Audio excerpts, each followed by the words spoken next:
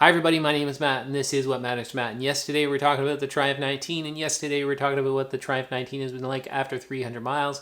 See, it wasn't that long ago, just a couple of short months ago when I said I needed a shoe to do my marathon training with. I have my first ever marathon coming up in exactly a week from when I'm recording this video. You might not be seeing this till maybe even after I've run the marathon, but I needed a shoe that was going to get me through all those long miles. And I'll put the initial review that I had for this shoe up top somewhere because at the time it did feel like it checked all the boxes. Has it stood up to checking all those boxes for me? Well, we're going to find out in this review of the Saucony Triumph 19 after 300 miles. Yeah, I just want to be great. Yeah, I just want to be great. Yeah, I just want to be great. Yeah, yeah, I just want to be great. Yeah, I just want to be. All right, to start off with, I think it makes sense to talk about exactly why I did buy this shoe. Yes, I wanted to log long miles with this shoe, but I wasn't looking for a shoe that was overly exciting. I wanted a shoe that was kind of squishy, not super squishy like some of the max cushions. I did still want something that was fairly max cushion. As I mentioned, I am running my first ever marathon. It's the first ever race I've ever run. So I knew that when I was logging a lot of those miles, I needed something that would really protect my feet, protect my legs, protect all my joints, protect my body.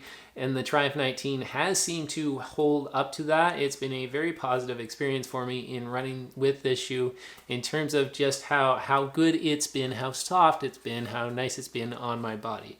Other than that, I also wanted a shoe that was fairly stable, not stability stable, just fairly stable, especially for something that's max cushion and something that is a neutral shoe, because I was going to be running a lot of those miles in very mixed terrain. I'm training for a marathon in the spring in Eastern Canada, knowing that a lot of the stuff, a lot of the muck, a lot of the snow, a lot of the ice that I'd be running through the winter would have me on variable terrain.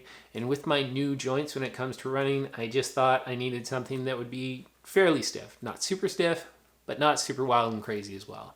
Not something loosey-goosey. All right, so with that out of the way, let's talk about the specs for a second on this shoe. Now this shoe in my man size 13 foot, it comes in at 370 grams or 13.05 ounces.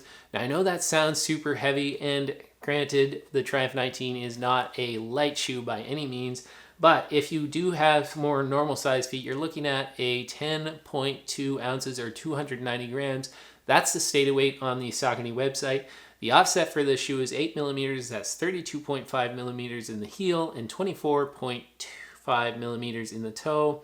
The midsole for this shoe is Power Run plus midsole, and the upper is made out of an engineered mono mesh. Okay, so with the specs out of the way, let's go over what it's been like after 300 miles with this shoe, and we are going to start with the outsole on this shoe. Now, if you were to look at this outsole now and take a quick look at it, you'd almost, well, first of all, it's a little bit dirty, went for a run this morning, but you wouldn't really see much wear and tear whatsoever on this shoe.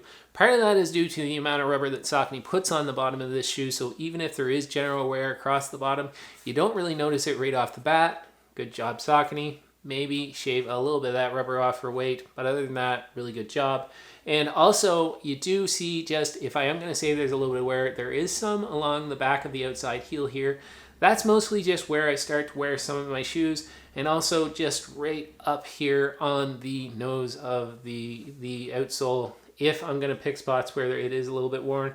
Also, there is some exposed midsole to the bottom of this, and frankly, a lot of shoes, most shoes now, to shave a little bit of weight somewheres, they do expose some of that midsole and don't have rubber across the full bottom of the shoe. That had me concerned just a little bit because of all the muck and all the grime and all the ice and all the snow that I would be running with in this shoe, that maybe I'd be taking some chunks out of that midsole that was exposed on the bottom. That hasn't been the case. For the most part, midsole is completely fine. Now, this has been a little bit over 300 miles on this outsole in total. I would absolutely think that this shoe can definitely go at least another 300 miles, if not more, so I have no worries about the longevity of the outsole on this shoe. So if you like this video, please consider subscribing to my channel, and after you like this video, after you finish watching this video, head on over to my channel and check out some of my other videos. I've got a lot of good content over there that I think you're going to like. Hopefully I can share with you my experiences as I try to be the best I can be for ultimately the most important thing in my life, which is my family. Let's get back to talking about the Triumph 19 and exactly why it's a tank. Now, if we move on up to the midsole, this is the Saucony Power Run Plus midsole, and it has done exactly what I've needed to do, and it's done it really, really well. Now, if you do look at this midsole, there's very little creasing, very little wear and tear on this midsole. Actually, if there is any creasing at all, you can hardly see that. Some of that is granted due to the pattern on the outside of the shoe does well of hiding any creasing that there might be. It's not like a smooth outer midsole like you see on some other shoes. But there's been very little creasing to no creasing at all. And the energy return, I mentioned that I don't need anything super exciting, but the energy return has been solid with this shoe. Is it like a super, super responsive shoe? Absolutely not. But I haven't lost any energy overall in this shoe in the 300 miles. And also when I'm out on a longer run, I don't seem to lose any energy throughout the run. It seems to be consistently there from start to finish on the run. So overall, with that midsole, I would definitely say that it's going to go at least, again, kind of like the outsole, another 300 miles, if not more. I have no problem with this midsole whatsoever. Again, it's done exactly what I need it to do. All right, now let's talk about the upper, because that's where it gets a little bit interesting. Overall, I would say I am incredibly happy with this upper, even though now it is high quality and holds up to the test of time. Although it does look a little bit grimy, that's mostly all the gunk and everything that I run through as I'm running through here in Eastern Canada and some of those very conditions that we have to run in. But overall, the upper has held up really, really well. Now this year, the Triumph 19, with the upper mesh here that they've put on this shoe, the mono mesh that they put on it, it is lighter than previous versions and it is quite airy and breathable. So that's been a plus for this shoe. The one negative, or the one dock, actually happened the other day. Now, Friday, I was teaching a grade 2 class. My feet have been bothering me a little bit as I prep for this marathon. I thought I really wanted to protect my feet, so for the first time, I think maybe the first time that I've worn this shoe outside of running, I decided to wear it for the day teaching. And when I sat down in Story Corner to read a book to the kids, I looked down and I noticed just a little tiny hole coming here where the midsole was pulling away from this upper, or the upper was pulling away from the midsole, creating this little tiny bit of a hole. That worried me just a little bit. It's only small, and I don't know if it's something to be super concerned about, but certainly something I'm going to watch as I probably do another review after 4, 5, maybe even 600 miles in this shoe. But something that concerns me a little bit. Otherwise, the other shoe, perfectly fine. Also, there is, just for me, there's been the right amount of padding in this shoe. Now, I talk about the breathability. The previous Triumphs, they had the 18 on quite heavy discount when I was in the store.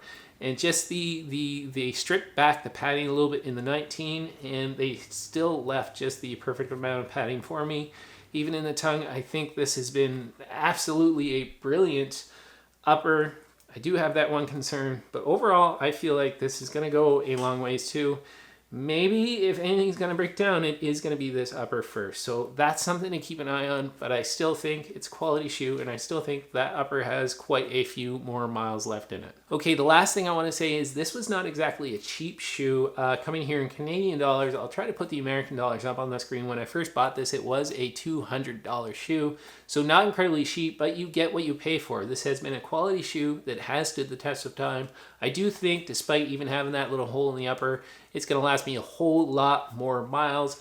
I was super, super happy with this shoe, super happy with everything that it's done for me.